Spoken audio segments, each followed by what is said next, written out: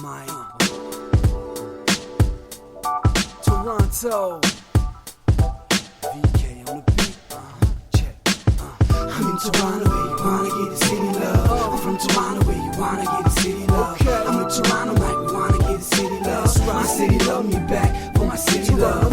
Welcome to episode 1718 of Toronto Mic'd, proudly brought to you by Great Lakes Brewery, a fiercely independent craft brewery who believes in supporting communities, good times, and brewing amazing beer. Order online for free local home delivery in the GTA. Palma Pasta. Enjoy the taste of fresh, homemade Italian pasta and entrees from Palma Pasta in Mississauga and Oakville. Yes, we are open, an award-winning podcast from Marianas, hosted by FOTM El Grego. Toronto Maple Leafs baseball. Get your butts to Christie Pitts this summer for the best baseball in the city, outside the dome. RecycleMyElectronics.ca. Committing to our planet's future means properly recycling our electronics of the past. Building Toronto Skyline, a podcast and book from Nick Iones, sponsored by Fusion Corp Construction Management Inc. And Ridley Funeral Home, pillars of the community since 1921. Today, making their Toronto Mic debut, it's the authors of When Canadian Punks Took Over the World. It's Adam Feibel and Matt Bobkin. Welcome, Adam. Welcome, Matt. Oh, thank you so much for having us. Yeah, thanks for inviting us over. I just said welcome, Matt. Yeah, people have called me that before, you know? Not the Welcome, first. Matt. Okay, that's could be worse. Okay. Honestly, pleasure to meet you both. I read When Canadian Punks Took Over the World when I first received it many, many months ago. And then I don't know what happened. I got busy, I got distracted, and I completely forgot to actually invite you both over to chat about it. Of course I want to chat about it, and so I really appreciate you guys being here. Yeah, no worries. And just to clarify, the book is called In Too Deep. Oh, you know what? In Too Deep, When Canadian Punks Took Over the World. You know what? Oh my God. Okay, let me fix this right now. In Too Right. Deep, of course, like the Sum 41 song. In Too Deep, When Canadian, because people are going to buy the wrong book. Okay, there's another book out there called When Canadian Punks Took Over the World. It's about the Vile Tones. So. R.I.P. Well, let's start there, and then we'll get into it. And I pulled some songs, and I want to get to know you better. I want to talk about like why did you write this book and what it's about, and then touch on some of these bands you talk about. But like the first question, I'm sure you get this often, but like, what is punk? Because maybe you speak for yourselves, because I mentioned the Vile Tones, and I do want to touch on Stephen Leckie and the Vile Tones, and that takes us back to the late 70s, early 80s. But like, what is punk? We were asked this before, and I went on this massive You got 90 minutes. Go. tangent. I'm going to make it more succinct this time and say that it's with all the history and the different things and the subgenres of subgenres of subgenres. Punk rock is 4 chords and an attitude.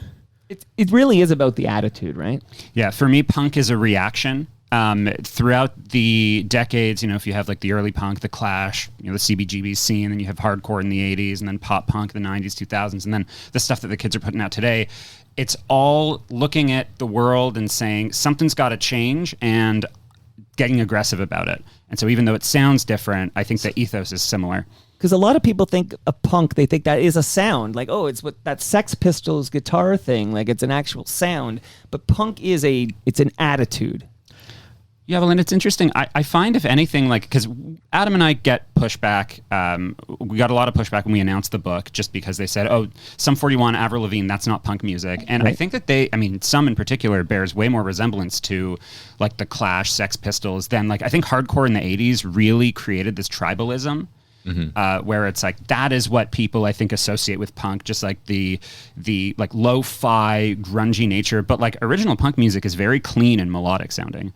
Mm-hmm, that's true. So like, and I think the different waves of punk rock, kind of were, I get, like you said, Matt, a reaction to each other. Like original the things that were called punk, and of course no one at the time was calling it that. It just got called that in the its origins in the 70s. Yeah, it was it was very melodic. It was very similar to just rock and roll music.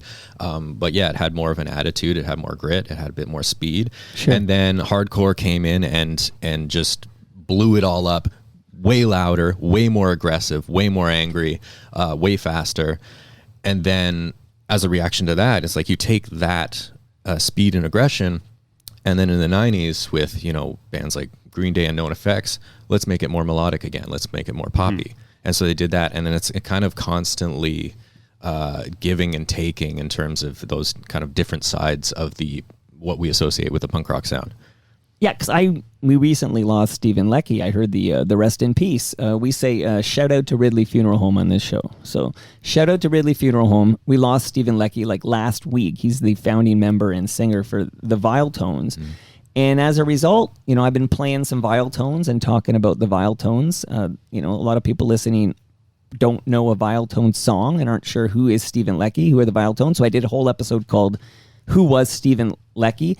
But there's very little, I don't hear a lot of similarities between what the Vile Tones were recording and what Avril Lavigne was recording. So like Avril has that attitude that puts her in the punk bucket. Mm-hmm. And I mean, you know, with Stephen Leckie, you know, what he represented, calling himself Nazi dog, you know, all that kind of iconography. I mean, you know, you look at Avril Lavigne, she said, okay, I'm a teenage girl in the pop world. I want to make music. And all of the young women at the time, Britney Spears, Christina Aguilera, were all dressing up. You know, they all wanted to be the next Madonna. They were all put in this mold, and she could not be controlled. That is so punk to me. Okay, we're going to get into Avril, a bunch of the bands you talk about. So I'm going to just shout out bands or artists that get their own chapter in this fine book, which is actually called Into Deep. I don't know who spread this bad rumor. It was called When Canadian Punks Took Over the World. That's like after the colon, okay? I mean, that's better SEO, frankly. There's no other book called When Canadian Punks Took Over the World. If you search Into Deep, it's a Jack Reacher novel as well, unfortunately, yeah. Oh yeah, that is bad SEO. You should have reversed it. Yeah. When Canadians Punk Took Over the World, Into Deep, okay? All right. Well, when we revise it, we'll deluxe edition, 10 years. So I mentioned Ridley Funeral Home. So really quickly, I want to give you guys a measuring tape for making the trek. This is courtesy of Ridley Funeral Home, who have a great podcast called Life's Undertaking. So shout out to Ridley Funeral Home. Measure what you wish. Thank you. The success of Canadian punk bands. I'll measure the trek from Harvard Village. I was going to say, I said this to Adam before you arrived, because where he came from, I said, oh, you should have biked. And then I realized you'd be dripping wet. Like, you'd be like, where's the shower? It's like 40,000 degrees outside in Toronto right now. I need to install a shower down here, but I'm worried that maybe you won't be able to like stand up fully. You'd have to be bent over for a shower down here. So let's establish who you guys are before we dive deep into deep. Who are you guys? So let's start with Adam, since he arrived first. Adam, give us a little background, who you are, who are you to write a book about Canadian punk? So, I mean, Matt and I have both been music writers for, I think, over 10 years now. And I grew up in Ottawa, and I was kind of part of the punk rock scene there during the late 2000s, early to mid 2010s, you know, playing in bands my whole youth and in my early 20s. And I've lived in Toronto for the last 10 years. And Matt and I met from working, I've been a freelance contributor for Exclaim ever since I came here to Toronto. That's and cool. Matt was my editor for several years. Matt does look like the editor of the two of you as I look at him. It's the glasses and the full beard. Yeah. So Exclaim, I was reading up. Who are these music journalists? Okay, Bandcamp, Vice, the National Post, and the Toronto Star, a couple of mainstream media outlets right there. So you guys have been writing about music forever. So what made you want to write this book? So when I was coming up, freelancing for Exclaim, for Vice, I wasn't writing about pop punk or punk rock at all. I grew up watching much music in the early 2000s, obsessed with it, and that's how I got into all those bands. But then by the time I was in high school, I was like the quintessential indie rock guy, which is the bearded, bespectacled, patterned shirt guy you see before you and that you can hear. Handsome man, right, Adam? Yes, very much so. Oh, Adam's handsome too. Like, you guys are both handsome men. Oh, thank you. Yeah. And so when I was at Exclaim, I was indie rock guy, and then became an editor there a few years in. And then around the time Adam and I were turning 30, we struck up a friendship because we loved Billy Talent and were being vocal about it. We hadn't written about Billy Talent for Exclaim ever, but we were talking about it on Twitter at the time, and then I looked through the Exclaim archives and realized that Exclaim hated Billy Talent, and critics writ large hated Billy Talent. This is a band I'd loved since I was a kid. And then over the course of a year, Adam wrote a story, a critical reappraisal of Billy Talent for their second album, Billy Talent 2. Sure. And then we realized that extended to all of these Canadian punk bands that were mainstream famous but didn't get any critical love. And us as critics for about a decade at that point decided, you know what, now's our time. Let's give it a shot. There's this big story here about the trove of Canadian pop punk, mainstream punk music. How did Canada get so much success on the world stage? That is not something that comes often for homegrown Canadian artists. And so we noticed that this double issue here of there's all these Canadian punk artists that have kind of gone unheralded by critics, and where did this wealth of Canadian punk come from? And so we decided to tackle it in a book because it was this giant idea. Mm-hmm. Yeah, and it all kind of ties together, and I love to see how all the pieces fit together. So you mentioned Billy Talent. We're going to get into Billy Talent shortly because I'm like you guys. I didn't know about this critical backlash. So I was unaware that the critics hated Billy Talent. I thought they sounded great. Yeah, absolutely. I mean, we What's wrong with agree. these critics? Like they hate us having a good time here. What's going on? I mean, I have Well, some it was theories. the same, as we went along and realized that there was this huge movement in the 2000s of Canadian artists being part of a, movement in pop culture at the time when punk rock and emo like ascended to that higher plane of being all over MTV and all over the radio, and Warped Tour being just like the biggest thing ever.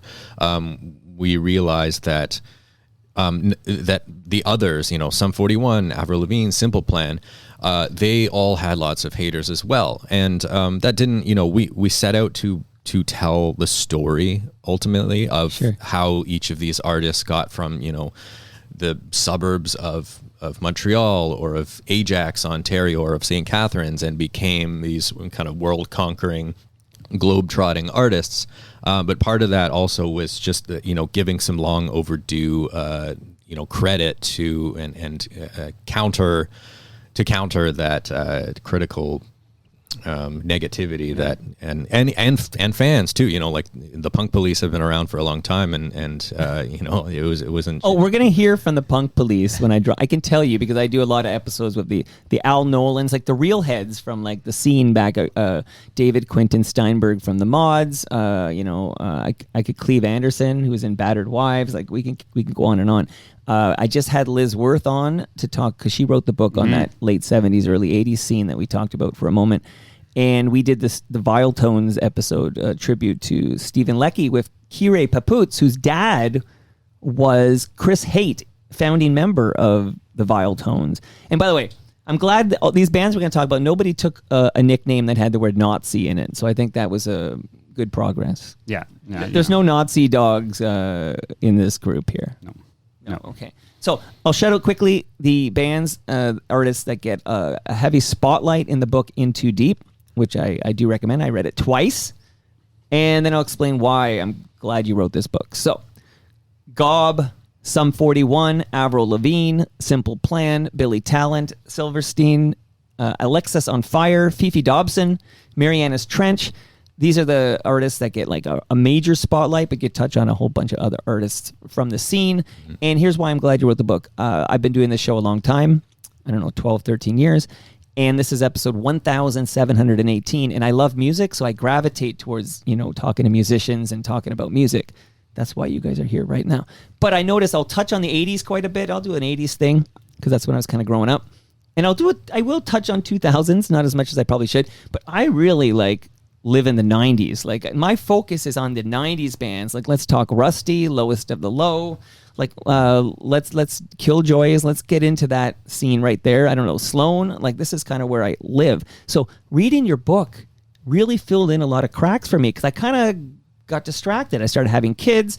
I stayed in the 90s when the 2000s arrived. Like I really appreciate that this scene that I did. You couldn't miss Avril Lavigne. You couldn't miss Sum 41. But you guys really did a good job talking to people from the scene and connecting those dots, which personally I crave. I want to connect these dots. So thank you. Yeah. Well, thank you. Thank you for reading it twice, and thank you for twice. Yeah, I don't that's read so anything great. twice. We appreciate that. I That's mean, awesome. the research was like a point of pride in this as well. Was getting, digging up these stories that may have been kind of an underbaked Wikipedia page and blowing them up into the full story that they are. So I mentioned I like to play a little music. I know I can't play music on the show. I do it anyways because I am a rebel without a cause. That's punk. I'm so, you know what? That's why I'm fiercely independent. You're in a dank basement. I think you asked, do I need a coaster for my coffee, Alex? Adam, sorry. Alex, can I call you Alex? Is that okay? No. You could. I have been called so Alex close, before. Alex, so close. So you asked, do I need a coaster for my Tim Hortons coffee here? And I almost laughed out loud. I'm like, do you know where you are, Adam? You don't need a coaster here. Okay. So I'm going to hit a lot of tunes, but I need to invite both of you and everyone listening to an event that's happening in 2 days. We're recording on Tuesday, June 24, 2025. And on Thursday, June 26, 2025, it's TMLX 19. That's the 19th Toronto Mike Listener Experience. And listeners, guests, we're going to gather at Great Lakes Brewery, which is 30 Queen Elizabeth Boulevard, down the street from the Costco in South Etobicoke, not too far from Royal York and Queensway. We're going to gather. Great Lakes Brewery will buy you your first beer. You two gents, before you leave, I have fresh craft beer around the corner I'm going to give you. So you're going to bring home some Great Lakes beer for Thank you. Enjoy. Amazing. But on Thursday, you get your first on the house, and then Palma Pasta, the most delicious Italian food on the planet. I'm even including Italy in there, okay? It's better here in Mississauga. They're going to feed everybody. So come hungry. If you two showed up, I'm telling you, there'd be some gob talk at the TMLX 19. But you're invited from 6 to 9 p.m. TMLX 19. You guys ready to get to it? Mike, has anyone Let's ever do it. called you the Nardwuar of Toronto, just with the gift? You know what? So there's a blind spot. Let's touch on this right now because 1236, who is a FOTM Hall of Famer, sent me a clip of Nardwuar throwing out the first pitch at a Cubs game. This happened, recently. Okay. I threw out the first pitch at a Toronto Maple Leafs baseball game at Christie Pitts, and I was quite honored to get that opportunity. You two are getting Oh, sweet. history book of Toronto Maple Leafs baseball. They play at Christie Pitts. Go see them. Awesome to hear that because no ticket required. You enjoy it. You sit on the hill. You get a hot dog or a hot dog, if you will. You get a Leafs lager. You enjoy the game. I urge everybody to check out Toronto Maple Leafs baseball. But Nardwuar, I think when he gets a national spotlight, which I think is Much Music, it's in the 2000s. And at that point, I've moved on from Much. I watched so much in the mid to late 80s and throughout the 90s. I watched so much music, but I aged out by the time Nardwuar got there. And I literally don't know this guy. It's a complete blind spot. Nardwuar is one of those people that people don't realize is Canadian because a lot of my American friends who are around my age, they all know Nardwuar. All the Gen Zers know Nardwuar. He's huge on he's Twitch streaming and he's massive on Cubs YouTube. game. That's Chicago, so know he's not Canada famous. Yeah. Oh no, he's international famous. We actually tried to get Nardwuar to write the foreword for the book. And I sent him a bunch of emails. My old bosses at Exclaim are pals with Nardwuar through the Mint Records scene in Vancouver. And they told me to send him to mail a letter to him. And so I did. I went to the post office. I mailed him a letter. And I got a Christmas postcard back from him saying, hey, sorry I can't do it, but here's a postcard. So shout out to Nardwuar. Okay, well, shout out to Nardwuar. A blind spot, but that's on me because I checked out a Much, I think, just around that time. But Nardwuar, a Vancouver guy, right? Yes, yep. Very much. All right, so let's get to the tunes here. Maybe later in this chat, you mentioned writing it's like a piece of snail mail to somebody. I did that for somebody, and I want to talk about him a little later. Cool. It's not really music related, but here we go.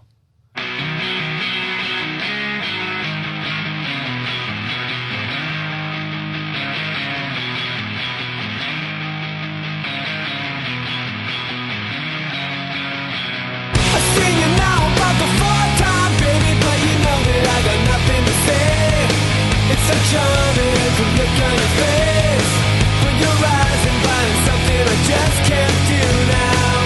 I've been around about your heart, I'm looking for you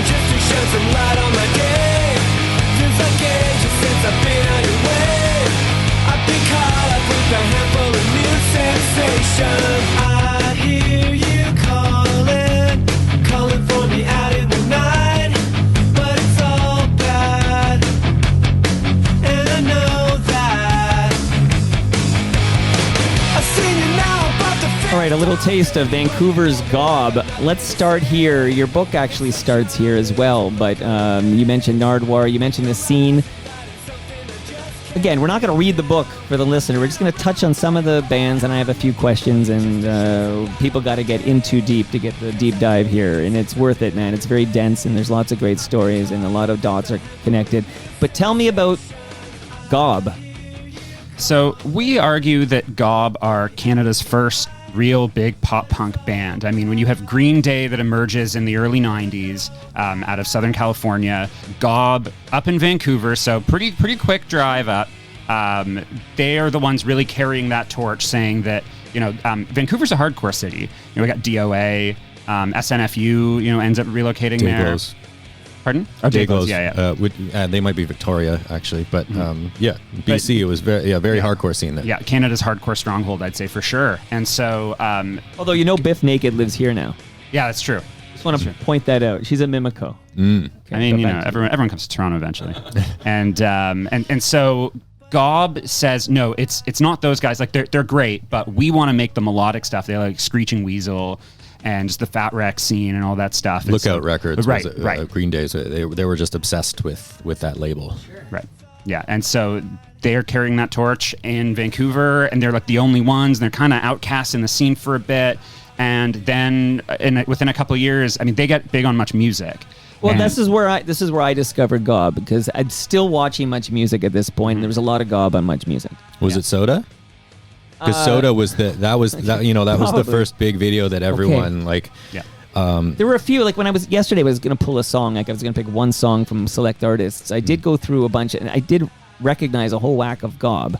And this one felt like, okay, this one kind of fits that sound. This is the one I'm gonna play. And they kind of figured out how to play the Much Music game to their benefit. And they had short songs, so they could kind of stick on at the end of the hour, boost up the CanCon percentage. That's the song 2 trick, I think. Exactly. Yeah.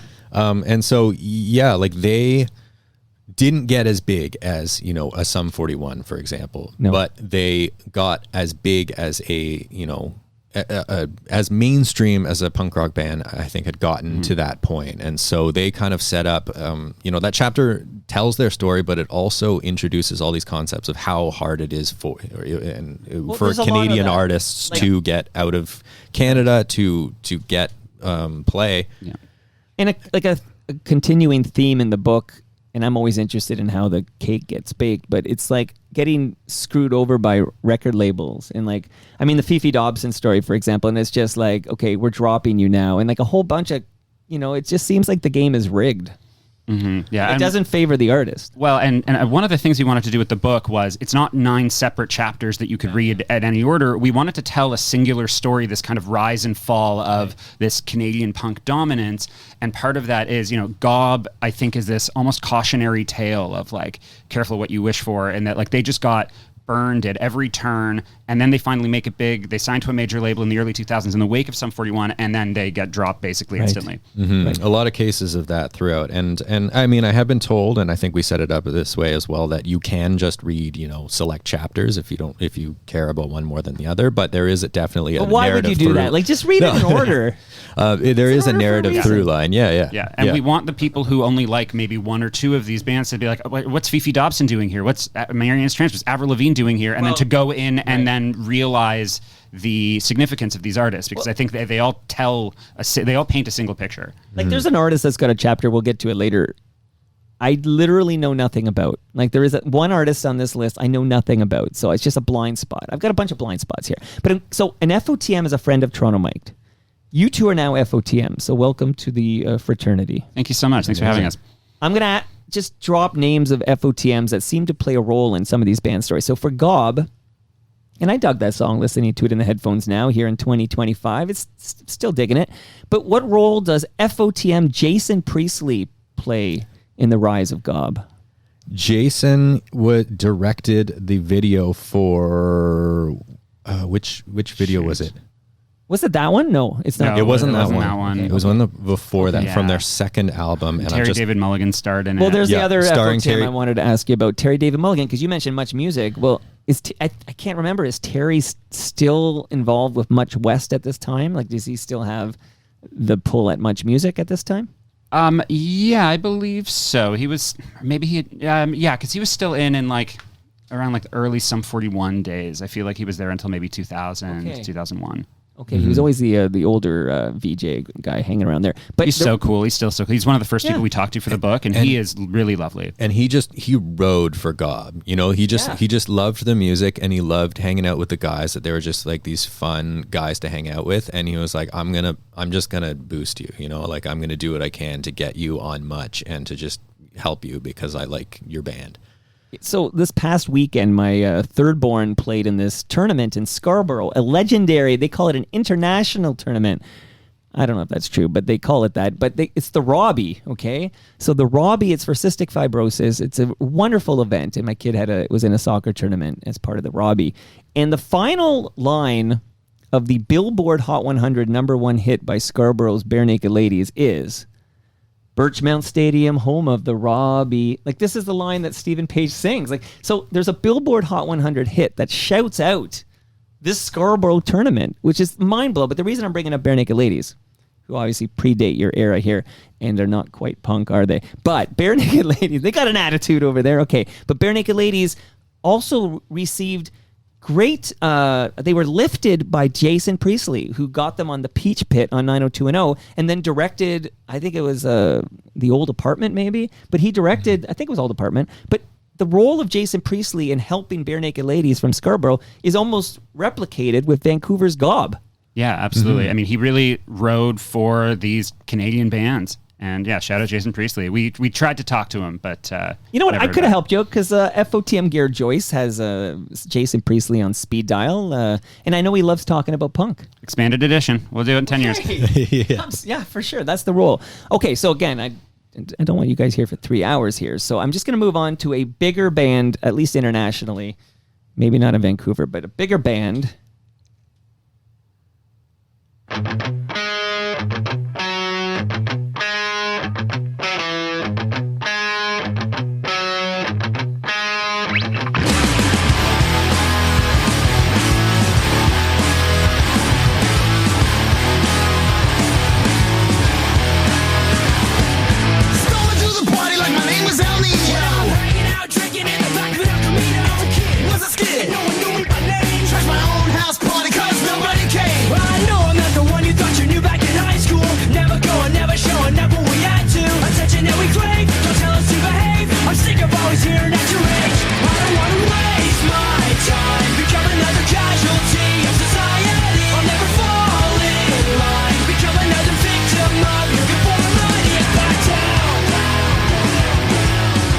Welcome to the stage from Ajax, Ontario. This is Sum 41. Woo! I always forget how much that intro sounds like Beastie Boys. Oh, no. So I actually disliked this at first because it felt like a knockoff of Beastie Boys, and I was a big Beastie Boys fan. Absolutely. It's so Beastie Boys. Man, every time I listen to this song now, I'm like, how could this not be a hit? Especially for the time and place. Like, it's so huge, regardless of even whether you particularly like it or not, or if it's your thing. It's just got like they talk about star quality. It's a song that just embodies star and that quality. chorus is gigantic. That chorus is huge, and it has nothing to do with Beastie Boys. And the fact that it melds so seamlessly together really just shows the brilliance that these guys had in the studio as like teenagers. At age 19 or whatever they were. And they were huge. I like this part too. Like, it's quite a single. Like, so this was not a hit internationally. Fat Lip. Fat Lip, yeah. Okay, so what? Okay, yeah. Okay. Fat Lip was. I thought you mentioned it, how could this not? Oh, so it was. I was just saying it was but destined undeniable. for it, no, right? This was their breakout. Yeah. Like if it had a name that was probably a little more evocative, we probably would have called the book that. We had to go in too deep, but this is their breakthrough. We couldn't call the book Fat Lip. Well, you know, the sequel could be called Fat Lip. That's true. When we get Jason Priestley on the line. Excellent. For sure. So I want to ask you about another band. Again, this is a little controversial because of allegations made by Derek regarding Grignori. But Treble Charger, can we just talk about the role of Treble Charger in the rise of Sum 41? Mm-hmm. So one of the things that we kind of discovered through the research was that Greg Norrie, who managed Sum 41 through their rise to fame, lead singer of Treble Charger, he was not mentioned a ton when we were talking to the band's publicist and their A&R rep. And so I believe, like, we kind of realized that maybe his role was a little overinflated in the press. That they had a crack team of people, like Parkside Mike Renault, who worked at Aquarius Records, Joanne Setrington, their first big publicist, and they're still in the band's orbit, and they were brought up a lot. Mike McCarty, I think, also, who was the publisher of EMI Music Publishing Canada, who signed them to a publishing deal when they were in their teens through Mark Costanzo of Len. And these are all names that the band members bring up still to this day, and that each other, they're all still friends and are all still close to each other. And so with Greg, we realized he wasn't actually like that big in the story that we were getting in the interviews and also through our research. But I mean, they would likely be playing down the role of Greg, considering what Derek has alleged. I mean, the way the story goes is that it's complicated. A lot of these people also, I mean, this was all before the allegations came out. And so it's unclear who knew what, who was saying what for what reasons. But ultimately, that is like the story that we were hearing and the story that we were telling. Greg just wasn't involved all that much. Oh, interesting. Okay. And you mentioned Len there for a moment. So like this, like where does Len play into this? And I'm trying to remember, is that late 90s? When was the Steal My Sunshine? I think that was 97. 97. Okay. And so Derek Whibley was in the room when Mark Costanzo was writing Steal My Sunshine, which the inspiration of which was Brendan Canning of Head, future Broken Social Scene co-founder. Sure. And FOTM. Oh, excellent. Yeah, he played a song in a DJ set, Brendan did, and Mark Costanzo turned that into the beat of Steal My Sunshine, and Derek was around. More, exactly. Which is catchy as fuck. Yeah, although that's like the one bar in the entire song that sounds like that, and Mark just heard it and flipped it. The rest of the song doesn't really sound like it. It's amazing. There's a moment in it where you can hear they loop it, but in they have a radio version of Steal My Sunshine, and then they have the album cut. And on the album cut, you get that, I almost think it's a Canadian thing or something, where people talk, although Weezer does it too, but the talking at the beginning, like you hear a conversation, and Canning is one of the voices chatting at the beginning of the album version of Steal My Sunshine. Yeah. Yeah. More of a fun match. Yeah. Now, only because I was hanging with him the other day, and he's going to be at TMLX 19. So if you guys showed up at TMLX 19, you could hang with the Snowman. But does Snow, I know Snow was doing stuff with Greg Noy. Does Snow play, and Len, does Snow have a role in this story at all? I'm just trying to get him in the story. He's not in the book. Not in our story, or not our story, but not in the story that we wrote, the chapter. But I believe there is an Easter egg that, a story about an early version of Into Deep that was kind of like a reggae I asked Snow about with this. Snow. Yeah, so for your next book, you can. I asked explicitly Snow about this version. So yeah, there's an alternate version or something with Snow on it. Yeah, and which the story was broken by the Blink 155 podcast, which is co-hosted by Sam Sutherland, who hosted our book launch.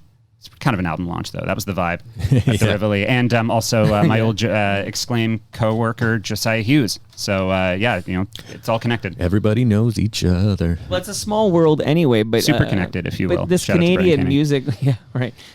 This Canadian music world... This is why I liked your book, because it did fill in some gaps, and then you can see how... And I took a few notes on how things are connected. But this is such a small... infrastructure, this Canadian music universe, but it's good to see a band like Sum 41 sort of become globally big, where Gob didn't quite reach those heights. Yeah, I mean, Gob got close, and it had a bit of a breakthrough with, especially in the EA Sports NHL games, which is how many people discovered them, as well as just kind of punk rock in general. But yeah, Sum 41 is the moment where they go to number one on MTV on the Total Request Live, and after that Fat Lip becomes this huge hit, and then they have In Too Deep, and that becomes a huge hit, and then the next year they make a second album and it's huge as well, and they're just a major part of the early to mid 2000s, and they're also just indicative of a point in pop culture where punk rock is now mainstream. And it had breakthroughs with Green Day and the Offspring in the 90s, but Blink 182. Yeah, and Blink 182 by 99. But at this point, with Blink-182 in there and with all these other bands coming up like Sum 41, it's now like it's a whole thing. It's not just one band here or there. It's a huge movement. Well, that 1994 1-2 punch of Dookie. Do you guys say Dookie or Dookie?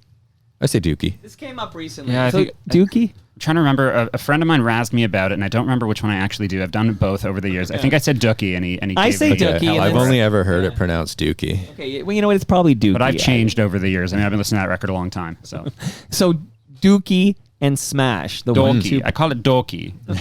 It's Dutch. Those two back to back kind of, it's sort of this punk pop thing is now mainstream. So let's go. Let's fucking go, as they say. But I love the fact that in this small world that the lead singer, Derek Whibley of Sum 41, will end up married to this woman right here.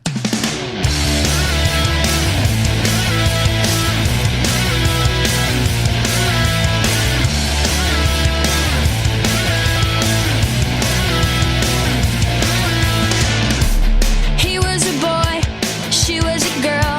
Can I make it any more obvious? He was a punk, she did ballet. What more can I say?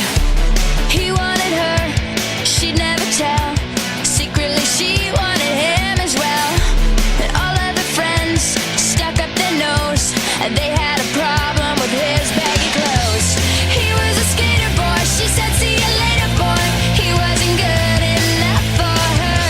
She had a pretty face, but her head was up in space. She needed to come back down to earth. 5 years from now, Complicated came first, right? Yeah, It's the second single. It did. But I was at a family bat mitzvah recently, and this lit up the dance floor. The 13-year-old girl, 12-year-old girls are still losing it to Skater Boy, and they know all the words.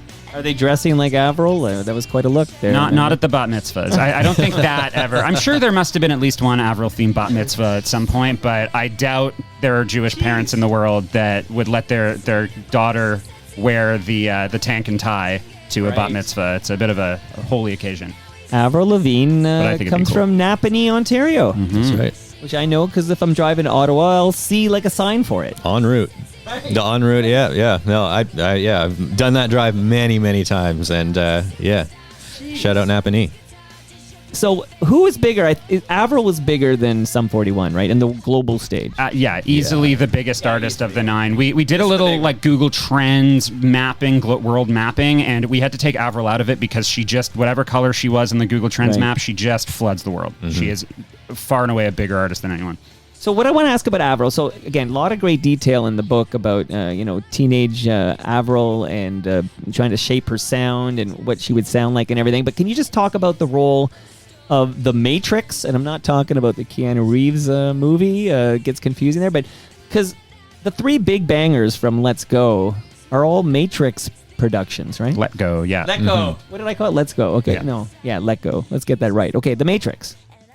Yeah, so that was a three-person writing team of a husband and wife and a friend who were brought in after Avril had kind of bounced around a bunch of different songwriting teams that the label had set up with her, and that weren't really working out, largely because Avril was pushing back against the type of music that they were expecting her to make, which was like a Faith Hill type, because she came from singing it in church and at country festivals and town halls in Napanee, Opening for Shania Twain. Yeah, and there was this image of her as this person that she was going to be the next Faith Hill or maybe the next Shania Twain. But by that point, and she's still 15 at this point, and she's only just discovering what her personal sound and personal identity is, and she's become a skater. She's hanging out at skate parks, she's listening to punk rock bands and even rock and metal bands,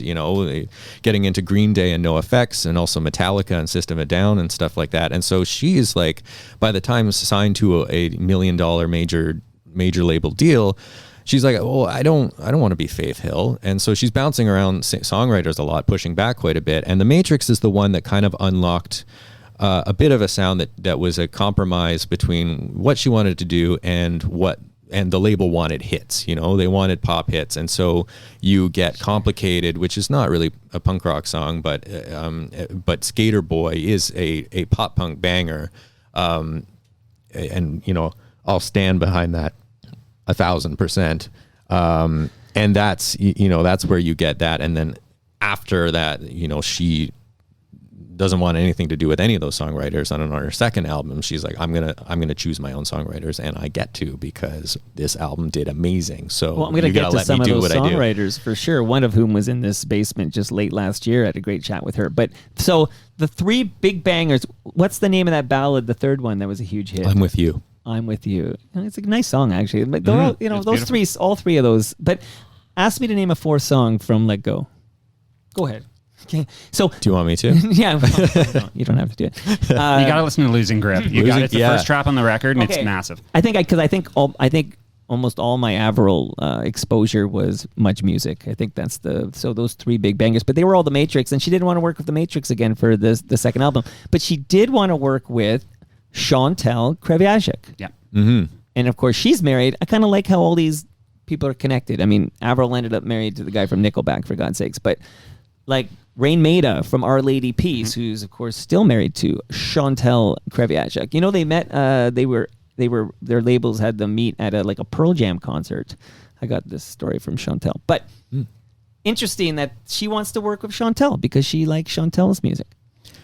Yeah, and I think there's, you know, like at that point she wants to make a rock record, and that's what she makes, and or a pop rock record. And I think, you know, she hooks up with Chantal, and I think because she just, you know, liked her and wanted to work with her, and, you know, liked the kind of creative process and that songwriting process, and it's just like a good collaborator. And so you know, she got to, for her second album, she gets to choose who she works with, and so she works with Chantal mostly, as well as Rain and a couple of other songwriters, like the guy from Evanescence is involved. Right. Is that Moody? Yes. Ben Moody. Okay, Ben Moody. Yeah, and it's I think that quintessential like teenage thing of like she just wanted to, you know, like there's no rhyme or reason as to why Chantal Kreviazuk over, you know, whoever. It's just, it's what she's listening to, it's what she likes, and she has this platform, and she's earned some goodwill from the label. Absolutely. And yeah, kudos to her for sticking up for herself. Glad you're giving her kudos, because I just think the fact that on the first album that she had the ability to like push back in the direction the label, because you know these labels in young artists particularly, this is a teenager. What was she? I don't know what she was. How old was she when she was recording Let Go? 17? I Yeah, think she's I think 15 when she signs the Yeah. deal, and then she's, you know, 16, 17. Because I think the first album comes out 2002. I think she's 18 because she's born in 84. Wow. And then just being able to push it back and then finding the compromise with the Matrix there. And just kudos to her for having that wherewithal to basically say, no, this is not me. Like, I want to be authentic. Yeah. And then by the time the second record comes around, she's like, well, you know, that's the old Avril. You know, I'm done with the tank top and tie. I'm moving into a different direction. And, you know, yeah, kudos to her. Oh my goodness. Okay, so again, we're not reading the book here, everybody. So we're just going to touch on a few things that I enjoyed reading about in the book. But there's a band here I never liked. Okay, so I do want to play a bit of this band. I'll preface this by saying I never liked this band, but I'm going to play a little bit of this. I woke up, it was 7, waited till 11 just to figure out that no one would call. I think I've got a lot of friends, but I don't hear from them. What's another night all alone? When you're spending every day on your own. And here it goes. I'm just a kid and life is a nightmare. I'm just a kid, I know that's not fair. Nobody cares 'cause I'm alone and the world is having more fun than me. All right, let's go to Quebec here. We've been to Vancouver, Ajax, Napanee. Those two cities are in Ontario, of course, and I guess these guys are from just outside Montreal. Simple Plan. Yeah. Ile Bizarre, Dollar des Ormeaux. Yeah, the suburbs of Montreal. It's a good accent you got there. Merci. Did you go to French immersion? Adam did. I lived in Quebec for 4 years. I did my undergrad in Montreal. Hey, my daughter today arrives back from, she's going to McGill, and she's living in Montreal. My alma mater. Excellent. Excellent. What's she studying?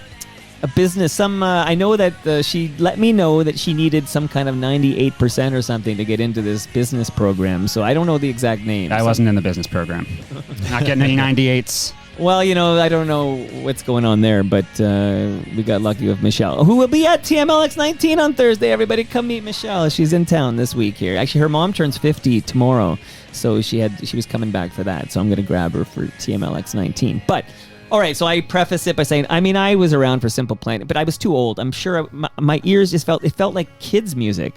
It still does listening to that song. It sounds like a kid's music, but Simple Plan, big deal. Yeah.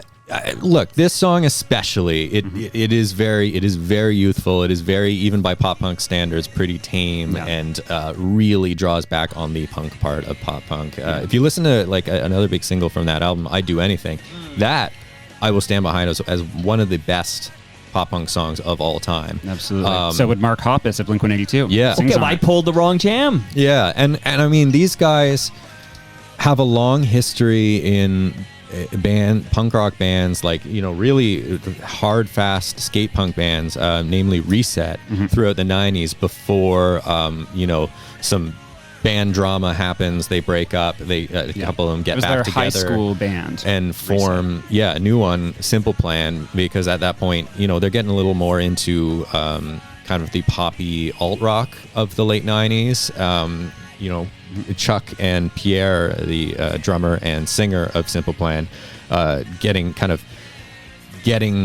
a reunion at a Sugar Ray concert and hashing things out and starting a new band together after a fallout. And so they get a little more personal instead of political with their lyrics, and they get a little more poppy with their music. But these guys know punk rock. They know ball. Yeah, and one thing for me, like as a music writer, like when I was writing at Exclaim, particularly kind of near the end of my tenure there, I really like to think about beyond the music of like the economic factors of being a musician and just how punishing it is. And so, Pierre and Chuck from Simple Plan, when they were in Reset, they were touring around Canada in a van with the Fat Wreck guys, and they opened for Blink-182 when they were still Blink, and they made no money out of it because their record label had no money and everyone was living on couches. And so this was their kind of pivot to actually make a living making music, and it worked. And it still, I think, honored the punk music they grew up listening to, like Bad Religion. There's a moment in the book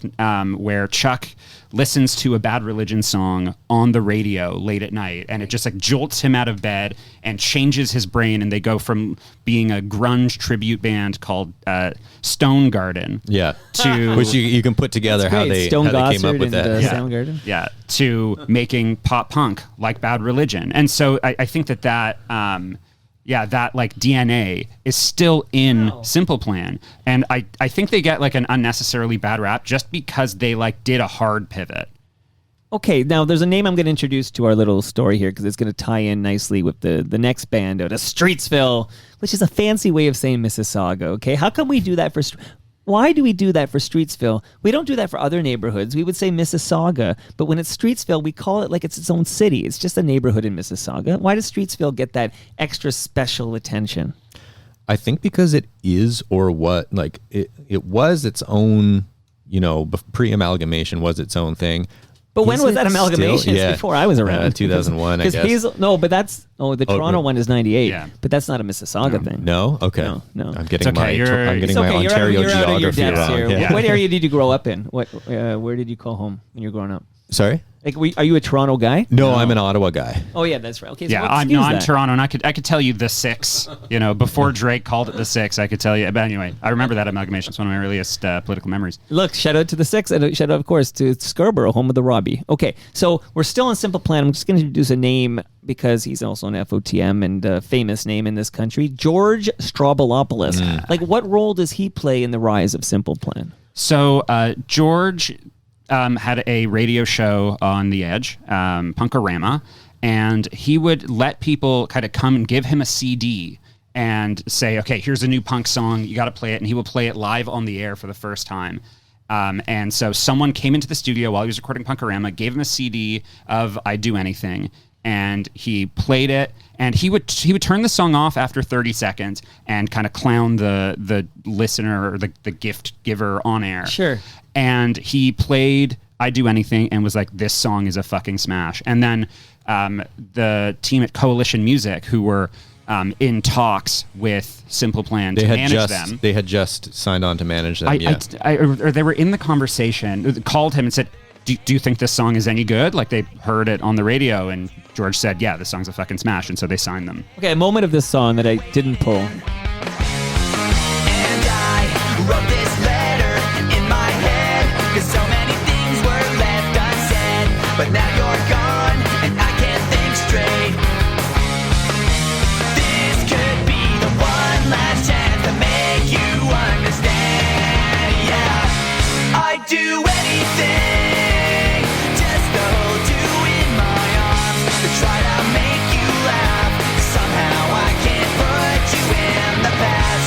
I'd do anything. Okay, so without a doubt, this is a much better song than I'm Just a Kid. Yeah. Also, shout out to Quebec. I'm a big Quebecophile, and French-Canadian, Simple Plan, Pierre Bouvier, lead singer.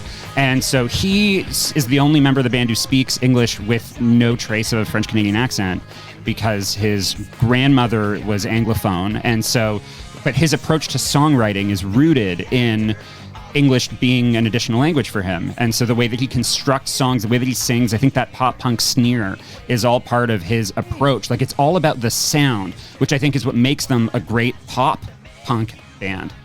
So there's a cameo appearance by Mark Hoppus here, background vocals. Do you know this? Of course, we talk about it in the book. Okay, You read it twice, I read it twice, but I forgot that. It's dense. There's a lot. Okay, and again, I now will tell you on Thursday, which is 2 days from now, before TMLX 19, we're going to record an episode of Toast, and Bob Willett from Indie 88 and Rob Pruce, who was keyboardist for Spoons, a Burlington band. We'll talk about another one in a minute. But they're going to drop by, and we're going to kick out our favorite songs with cameo appearances in it. So a member, an artist who's not in the band makes a cameo appearance in the song, and we're going to kick out our favorite, and this one would have been appropriate. Yeah. But also, Arno Lanni produces this. Yes, he does. Of Our Lady Peace and others, but at that point, Ghost, big Our Lady Peace fame. But Frozen Ghost would be like it was his big band, and he definitely played a huge role in Our Lady Peace. Yeah. Mm-hmm. All right, so there's some fun facts for you.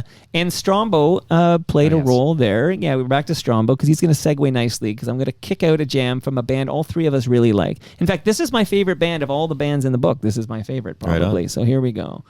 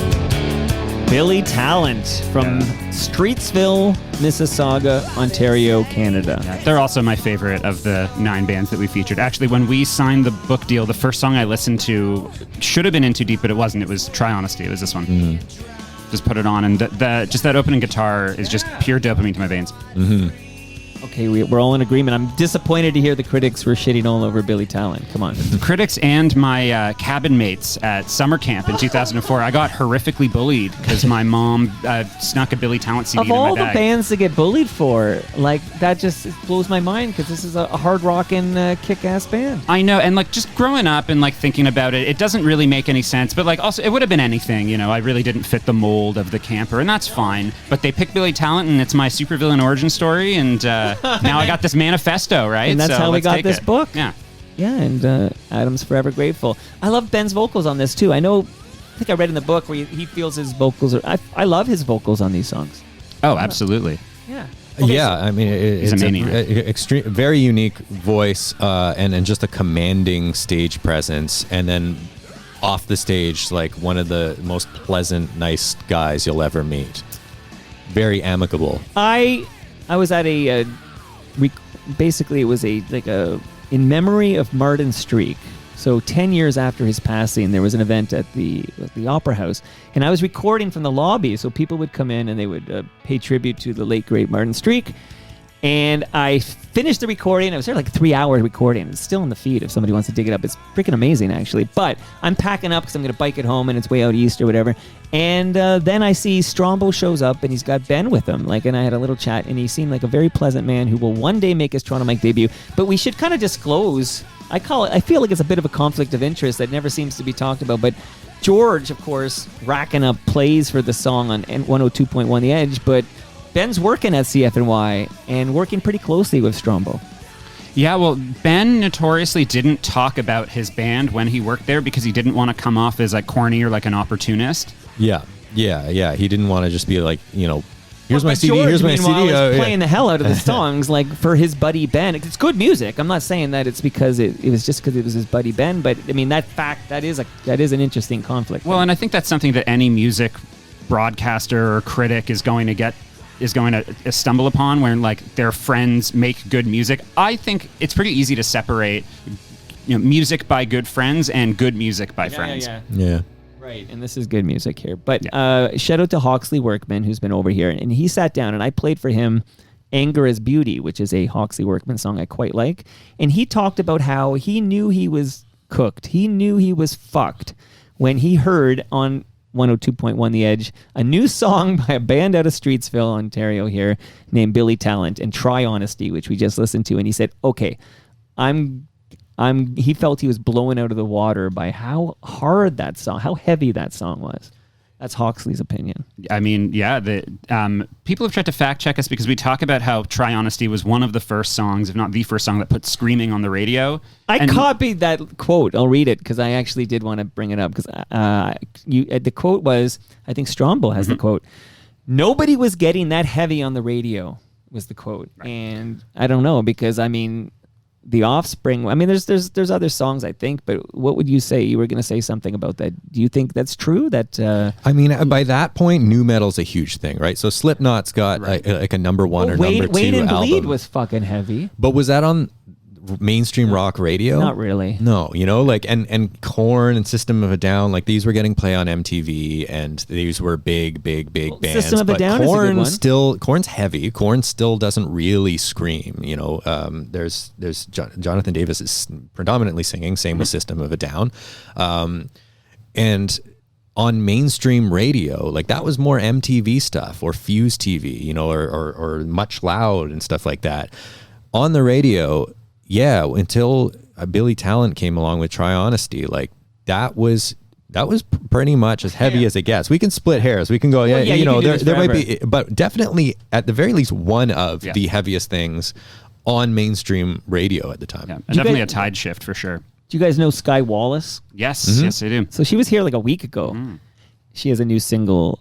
She's going through this like pregnant Ice-T era. It's kind of an interesting thing she's going through because she's very pregnant. That's a weird way to say it. But we were talking. What was that thread from? Oh yeah, I played for her Tracy Bonham's Mother Mother, okay, which was played all the time I heard it all the time on Edge 102 back in like the mid 90s or whatever. Mother Mother is the name of the song, and the big refrain goes, everything's fine. But Tracy's screaming the fuck out of that song. I'm just saying, there's a song with some yelling in it that got a lot of airplay. But I guess the spirit of something that heavy played that often on mainstream media, Try Honesty, may have helped open the doors for people like Alexisonfire. Yeah. And also, I mean, Strombo knows you got to go a little hyperbolic if you want to get people talking. Yeah. True. And I mean, this was the premise of Billy Talent is really, the kind of wave of post-hardcore stuff of the late 90s. Fugazi, Refused, At the Drive-In. This was that, but just a little more polished, a little more accessible to be on the radio, to be on mainstream platforms. And that's exactly what, like, you listen to Try Honesty, that's exactly what it is. Right. And then The X and River Below, and I mean, there's so many of these songs have melody, they're you can kind of groove to them, but they're still heavy. Mm-hmm. And I mean, Ben's voice separates the band from anything that anything else really in the mainstream, because that voice is a snarl, it's got shades of Sex Pistols or something like that. Mm-hmm. But also Ian Dessa, the guitarist, and we got to shout him out. He came to our launch party at the Rivoli a couple of weeks ago. He was our special guest, so yeah, that's amazing. And he hung out, and we blew it. So in the book there are photos. There's an 8-page photo section, and we'd blown up some of the photos just as little display in the Rivoli. It might still be there. And he was like he was leading a museum tour and pointing out all the different things in the jam space to people who were walking by. Oh, that's good. But anyway, I bring up Ian because his guitar sound as well. I mean, he's combining the rhythm and the lead. There's only one guitarist in Billy Talent, and it's always shocking to think about. Mm-hmm. And I think that really adds to the sound as well. Mm-hmm. Oh, without a doubt here. Now, they were Pez before they were Billy Talent. Mm-hmm. For several years, and they had put an album out, and then got served a cease and desist from another band in the U.S. called Pez that owned the trademark I think to the that cease name. and desist would come from who owns Pez. Right? Like, Well, different spelling. Yeah, you got to add a letter, take a letter. Which Plus is why, trademark law, different categories of products or services. So etc. when they called themselves Billy Talent after the hardcore logo basis, they took an L away. I noticed that. Okay, so I wanted to talk. Yeah, hardcore logo. Great fucking movie too, Hugh Dillon. That's a great movie, Hardcore Logo. I think that's fantastic. And they took away an L. Billy Talent's a character in Keith Rennie Callum. Keith Rennie. You know what? Yeah, close. Wow, I was so freaking close there. Wow. One point I want to make about Billy Talent before I shout out a couple of partners and then wrap up a bit here. But I just want to shout out Germany. Germans love David Hasselhoff, and Germans love Billy Talent. It's wild how massive Billy Talent is in Germany. Yeah. We asked them point blank, just like, are you bigger in Canada or are you bigger in Germany? Because we know how big they are in Canada. They're huge. They're playing, they headlined Edge Fests. Yeah, summer festival season. It's just crowds as far as the eyes can see. Ben, without a doubt, he said Germany. Way bigger in Germany. That's wild. They're massive shows that they're playing in there. Yeah. Like, I was at Downsview Park for an Edge Fest where the closer was Billy Talent, and I don't know how many people were there, but it looked like 40,000 people were there. I don't know.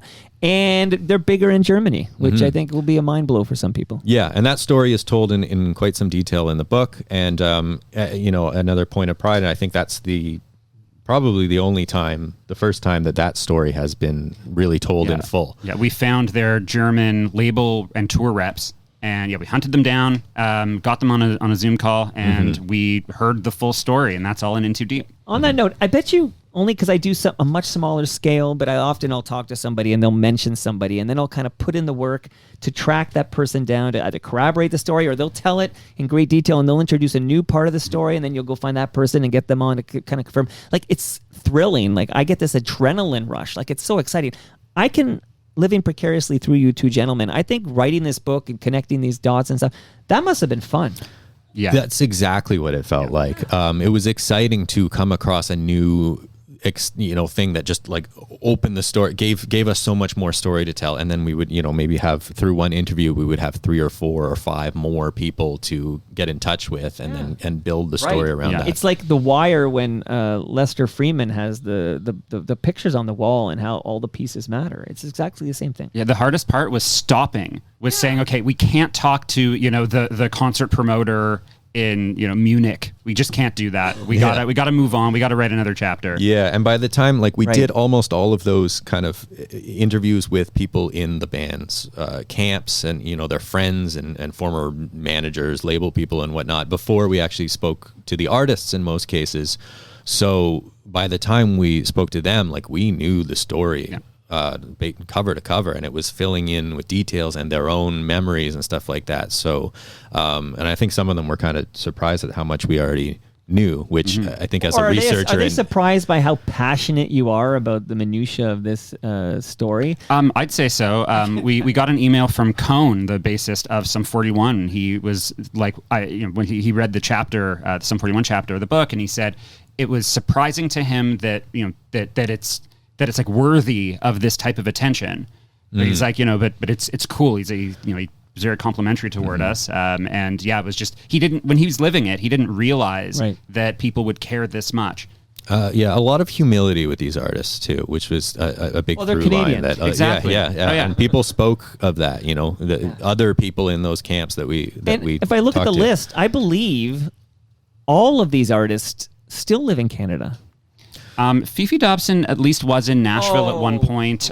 Some of the Sum 40, Derek is in. He's in California. Vegas now. Oh, Vegas. I believe he's now in Vegas. Once again. Okay. Yeah. So is this singer of Silverstein.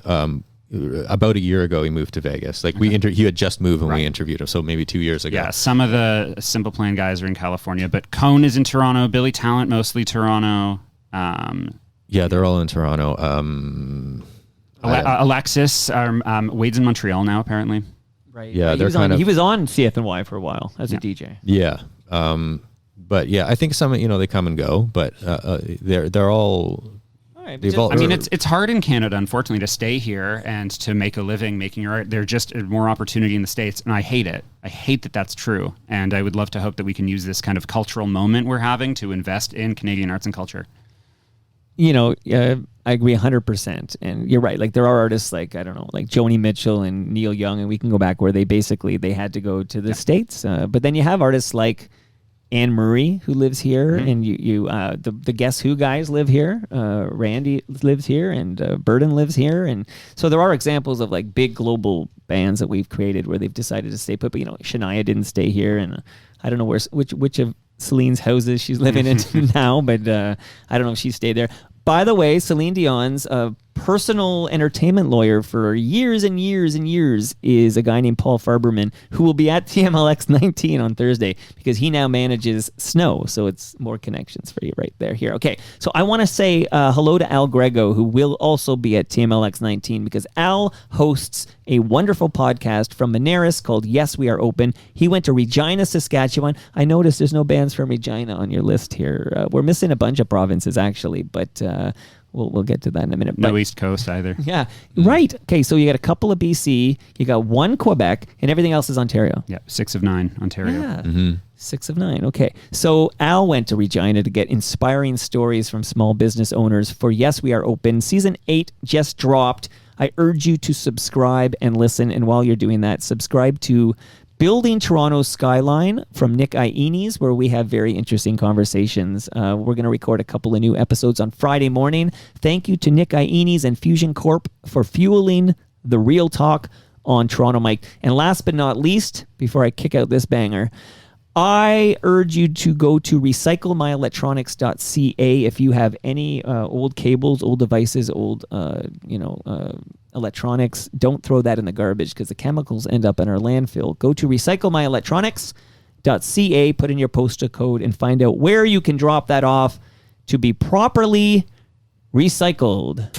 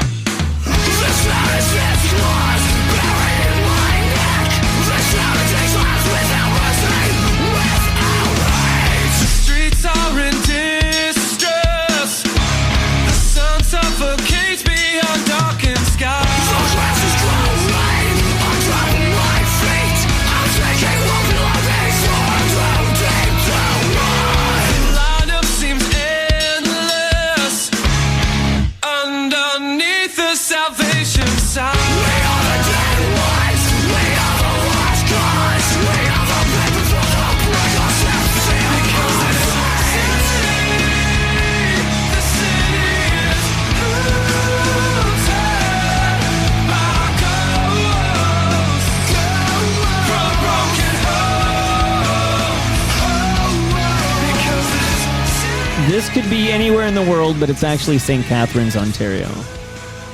Alexisonfire. Someone at the book launch party at the Rivoli that we mentioned, it was last weekend, we had live band karaoke, and someone did this song.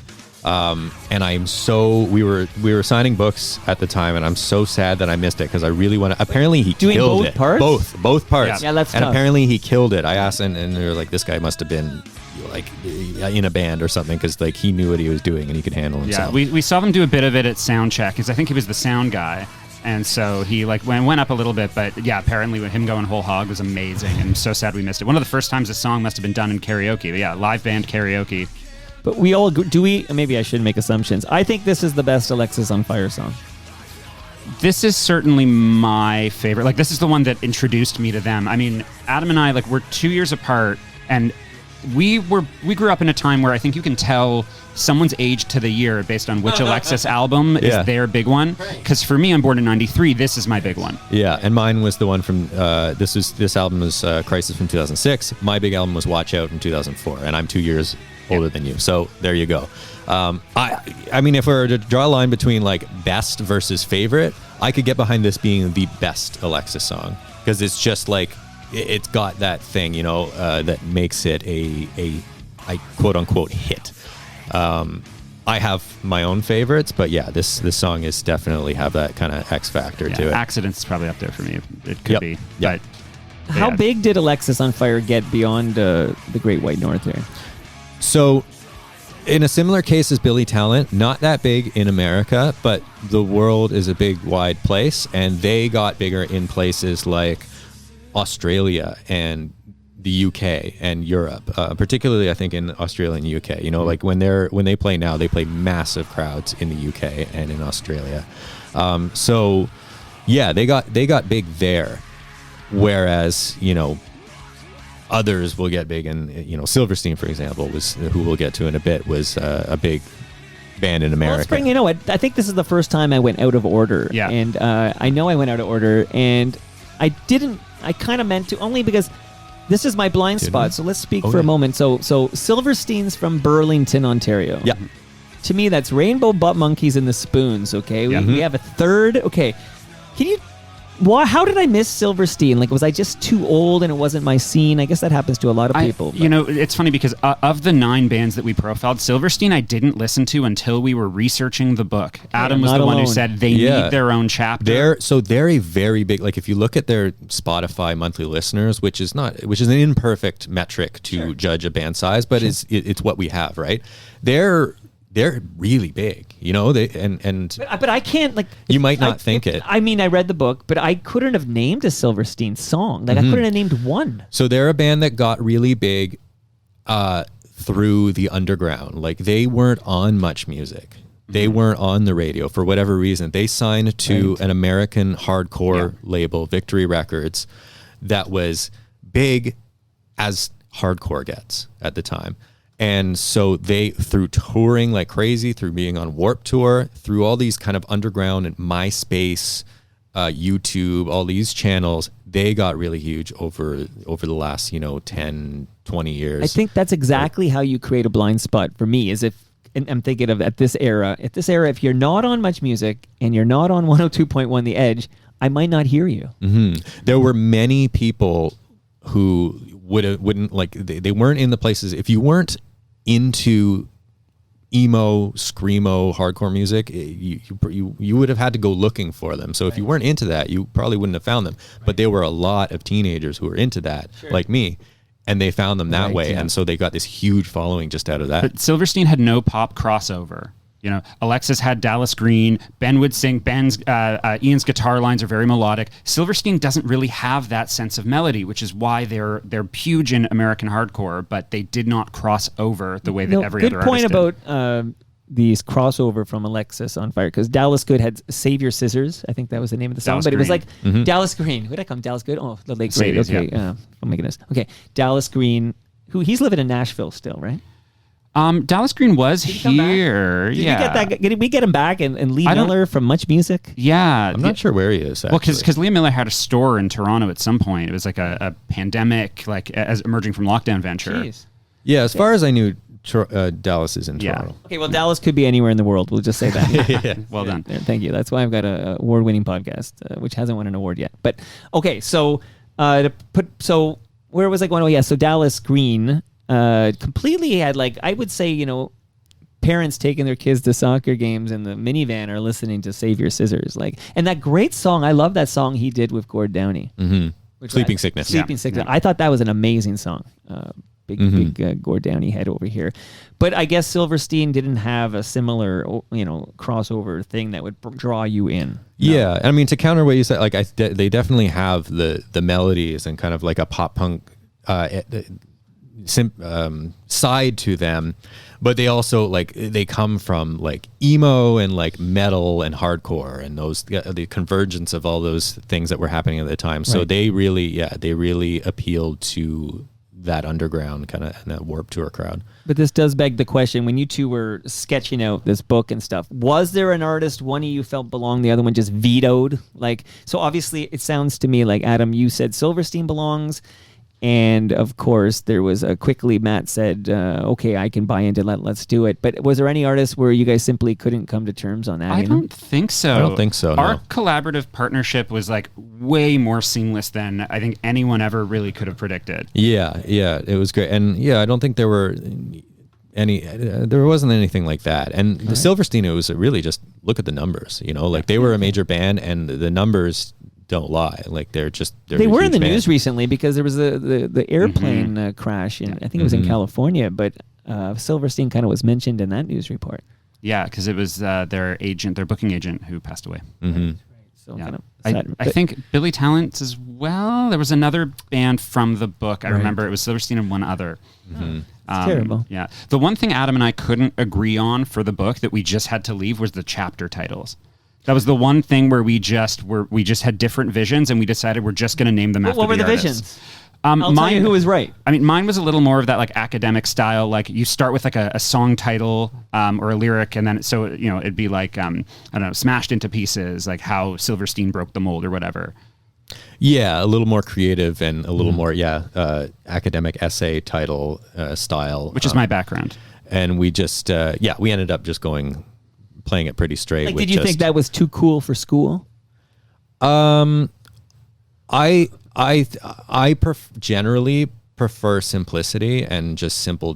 Like to me, it was like chapter 1, Gob. Like that's fine for me. And we also were like, we have spent so much time on this, and we're like at deadline of draft 2 or whatever. Right. We do not have the energy to like get the perfect chapter titles at this point. Yeah. So I think that had a lot to do with it. Yeah, too. finding 9 that fit the formula that were all really good was really hard, especially with how exhausted we were at that point. So we just dropped it. But anyway, as far as disagreements go, I think that everything was was about it. very cut and dry with us. And we talked earlier about that excitement, that adrenaline rush when you make contact with somebody to corroborate a story. Like I've experienced this many times when there's a person I need to talk to who was there for this to connect that. And they declined my request. So did you have that where somebody you really, really wanted to talk to simply wasn't going to talk to you? I mean, Derek Wibley was a non-starter. We, through management, they never returned our messages. We only got to talk with Cone and with Steve, the former drummer of Sum 41, through my good friend Menno from Colorado. Who was here last? Well, him and Brendan Canning did this event at the Garrison, tragically hip covers for the I missed that. for the food bank. Yeah, it was like a bookie tribute as well. Oh, cool. For Dave Bookman. And so Canning and Menno came over back to back to talk about that event and more. But yeah, Menno. Yeah, so he's a sweetheart. Yeah, and so Colorado has toured with Sum 41, and so when I was telling him at an Exclaim party a couple of years ago, we're writing this book, and he said, well, I'm buddies with Cone, and so he hooked us up. Amazing. We do also have a Broken Social Scene connection, but not Yeah. Brendan Canning. Kevin Drew really helped us out.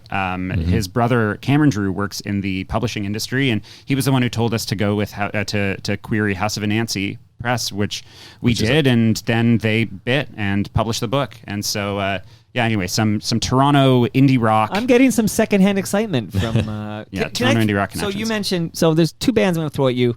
One is The Salads. Do you guys remember The Salads? Yes. Big Shiny Tunes 8. Okay. Get loose. I've done a couple of deep dives on Big Shiny. Mark Teo wrote a book Yeah, on Big of Shiny course. Tunes, so I've had him on to talk One about of the first Big music writers I met when I just started at Exclaim. We went to Quebec City together in 2013. Great guy. Do you know the legend that is Cam Gordon? Does this name mean anything to you? No. Okay, poor Cam. Don't worry, I'll fix it in post, Cam. I'll edit that out so it won't be embarrassing for you. Just kidding. I don't edit anything in post. The salad. I feel like the Nothing wrong with salads. not knowing stuff. Right. The salads may have been like our gob. I feel like I don't know what happened to the salads, but they were played so often on 102.1 The Edge. I don't think Get Loose was one. They had a couple of big jams, but anyway, I'm just throwing it out there for no particular reason. Ian brought up the salads, and a bit of a blank spot for me. And again, don't edit that one out either. It's all right.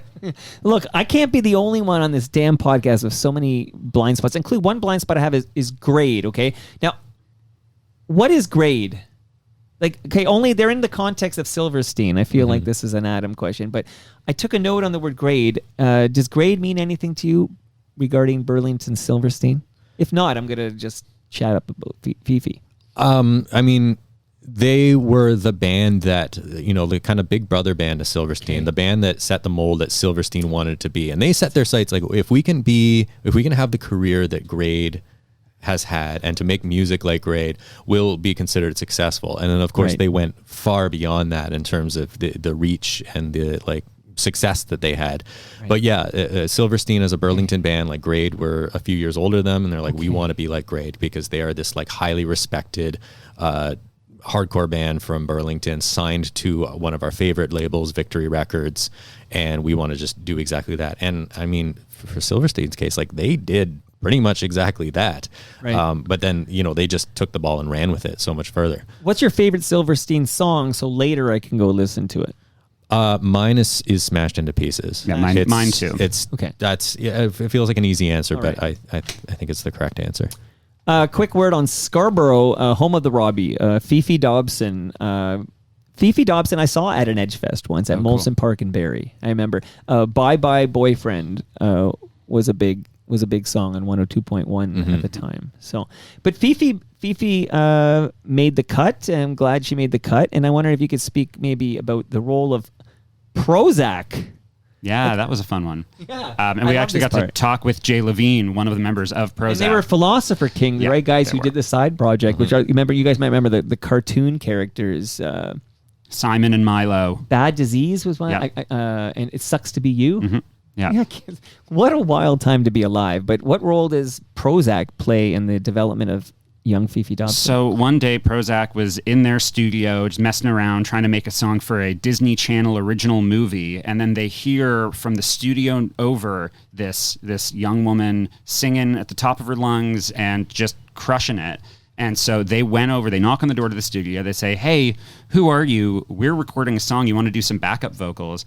And so Fefe Dobson was backup vocals for a Prozac song.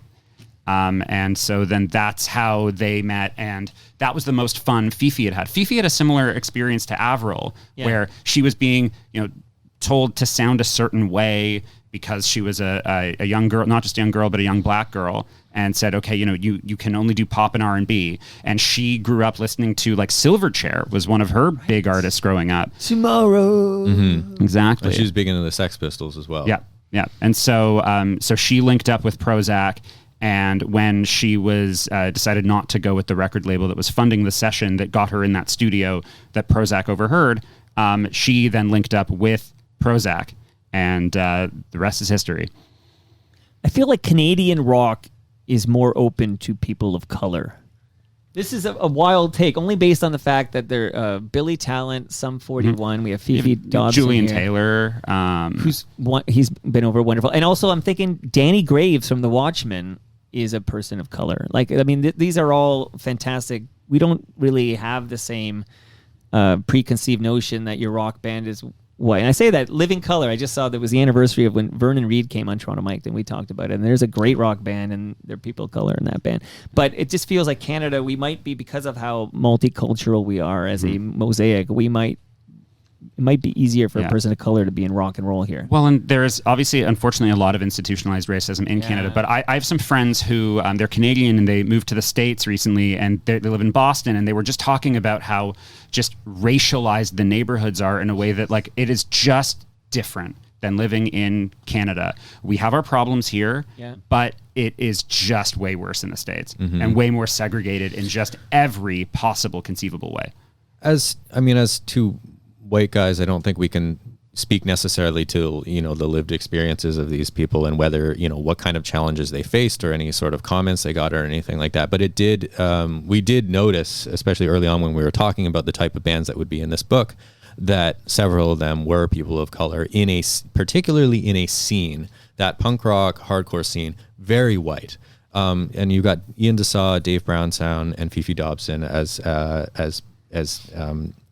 major parts of the book, who were, were people of color existing in this very white scene. And so, yeah, it led me to wonder, because of the format of the book, we didn't get to explore it as much as we maybe would have liked, but it made me curious, like, whether that visibility on, seeing a person of color just like rocking out in a hardcore or in a punk band on Much Music, would have been influential to, young people of color, saying like, I did speak to this band called Meet Me at the Altar, 3 young women of color who are in a pop punk band now, and they definitely had that experience of like seeing people of color in this scene and being like, I could do this now. So and when like they're not Canadian, but especially in Canada, I think with those major artists, I wonder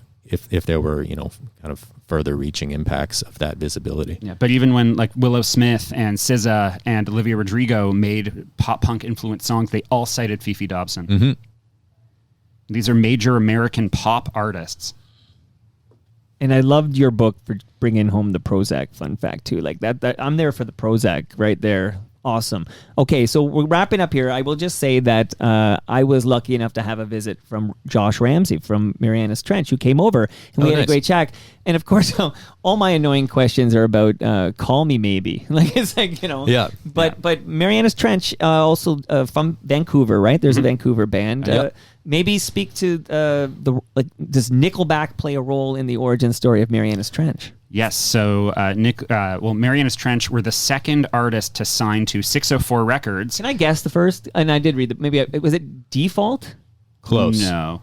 Close. The other one that sounds like Theory of a Dead Man. That's it. There we go. There you go. They're so similar, right? Yeah. Like, what was up with that? They were looking for like cover bands almost, but they had good jam. And people called them Theory of a Nickelback. Yeah. That was again a whole movement where a bunch of artists that are similar sounding get big because that's what people want right now. But also because Chad Kroeger was involved in Default and in Theory of a Dead Man, like helping to lift them once Nickelback blew up, and he had the ability to kind of go to bat for some other artists that he liked. He would produce demos and help fund sessions for these artists, and that's how, linking up with his lawyer Jonathan Simkin, that's how they ended up with 604 Records. And the first band they signed is Theory of a Dead Man, which is very predictable, but the next one, Chad, Trench. And Jonathan said like Chad didn't really get it. He didn't really get Marianas Trench, but Jonathan, the other co-founder of 604 Records, was like, nah, just trust me. Marianas Trench's manager to this day. Yep. Yeah. Amazing. Goodness gracious. And I will say that as I look at where these people are from, we touched on this earlier, but you got a couple from British Columbia and you have one from Quebec. But other than Fefe Dobson, who's actually from Scarborough, which is, of course, in the great city of Toronto, it seems like these artists are coming out of like 905 and even maybe, I don't know if it's 613. What is Napanee? But basically you got Ajax, Napanee, Mississauga, Burlington, and St. Catharines. Like, only one of the bands you covered is actually from Toronto proper, which is just an interesting observation. Yeah, like a lot of suburbs, and I think that was the case. Like Matt has spoken about this a lot with a lot of these of this type of music. There were different things happening in the suburbs than there were in like downtown city centers, and I think it also led to a particular type of attitude of just like kids with nothing else to do for fun but but make music in their basements, and that's the origin story for a lot of these artists. And suburbs lead to more hybridized music scenes where the punk kids and the hip hop kids and the metal kids can't go to different venues because they don't exist and there aren't enough of them. So where unlike a city like Toronto, or kind of any, I think, big American suburb, and so they're all hanging out, and that's where it gets to a band like Sum 41, because they were exposed to all that stuff. Because who else in Ajax was, if one band liked hip hop in Ajax, then everyone heard them. And that's how you get Ill Scarlet. Yeah, absolutely. Shout out to Ill Scarlet. I mean, Nothing Special is a huge song for me, and that's why we and did Heaters the too. sidebars. Like, there was a bunch of big jams from Ill. I thought they would be like, they were, people comparing them to Sublime, obviously. Like, oh yeah, but I thought they'd be bigger. Yeah, I mean, us too. And that's why we have all the sidebars throughout the book, was those were the artists that were on Much Music in equal measure to Sum 41 and Simple Plan, but didn't take off outside of Canada for whatever reason. Yeah, there's like 20-something sidebars that we subtitled Further Listening. Just the ones that got, maybe got a brief stint on a major label deal, or, were big in their own, big in the underground scene, but didn't get to the point of like a Silverstein, for example. Like Comeback Kid is a really big hardcore band, very influential. But and like Fucked Up too, like huge band. I mean, Polaris big for Toronto. Prize. Yeah, Boys Night absolutely. But didn't quite hit the size of the 9 artists we featured. Propaganda. Yeah, huge. Yeah. In Too Deep, when Canadian punks took over the world. Adam Feibel and Matt Bobkin. I loved this chat. Oh my God. Thank you so much. Yeah, so did we. This was so much fun. Don't leave without your beer. That was no joke. I just got to grab it from around the corner. And then we'll take a photo by Toronto Tree. Most recent episode of Toronto Mike featured Toronto Tree, but Toronto Tree can't talk. So we got a professor to speak on Toronto Tree's behalf. You'll have to hear that one to believe it. Oh, that's cool. I see the vision. Yeah, you got to. Yeah. I've seen the photo. I believe it. Yeah, the real deal. And that brings us to the end of our 1718th show. Go to torontomike.com for all your Toronto Mike needs. Much love to all who made this possible. Again, that's Great Lakes Brewery. They're hosting us Thursday. Get there, 6 to 9. Everyone's invited. No ticket required. You can eat palma pasta and drink Great Lakes beer. Maneras, much love to you for your support. Toronto Maple Leafs Baseball. Snow's going to be there. He's an ambassador for Toronto Maple Leafs Baseball. RecycleMyElectronics.ca, Building Toronto Skyline, and Ridley Funeral Home. See you tomorrow, and my guest is Blue Rodeo guitarist Colin Cripps. He's in the basement. He wasn't in this book. We'll talk to you all then.